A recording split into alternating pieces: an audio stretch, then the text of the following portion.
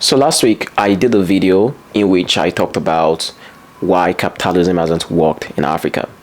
Unexpectedly, a lot of people reacted and said imperialism is to blame for the poverty we have in Africa. They equated capitalism with imperialism. So the argument is Western powers come to Africa, they steal our resources, and Africa remains poor for that. Now, this is an argument I've heard literally all my life.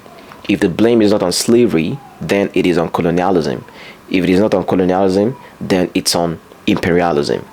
Now, I don't mean to sound like an American black conservative right-winger. No. But the truth here is this: I don't subscribe to the old imperialism argument.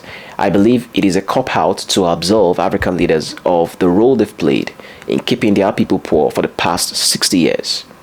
Now think about it. If you think imperialism is what is keeping Africa poor, then I guess the question is, what is Africa doing about it? What are African leaders doing to fight imperialism on their own soil? There is very little to no evidence of that. In fact, in most cases, what you see is African leaders being in bed with these so-called imperialist powers.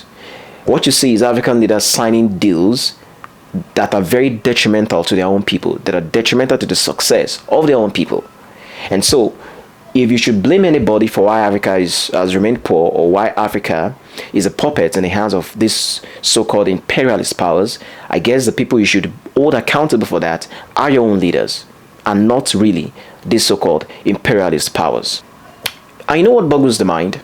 I find it fascinating how African leaders don't really care about the troubles other African countries are going through. What is the AU doing about the crisis in Sudan? What is Nigeria or South Africa or Egypt doing about the crisis in Sudan or Ethiopia? What you realize more often is these so-called imperialist powers, the EU, the US, or even the United Nations, show more care and concern about Africa's domestic problems more than African leaders ever do. It's very fascinating.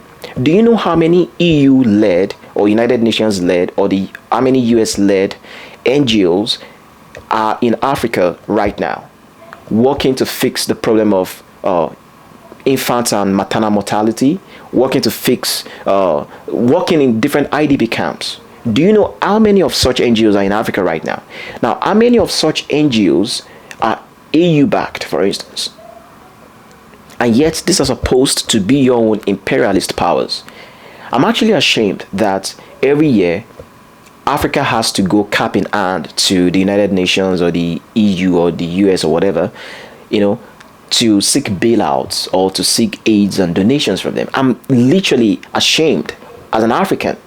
Our leaders are doing a very terrible job to fix the problems of poverty and inequality in their own countries.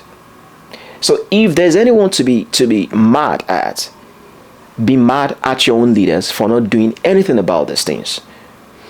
Blaming imperialism for Africa's problems after Africa gained independence, at least most of Africa anyways, gained independence for the past 60 years, is a cop-out. It is a convenient excuse.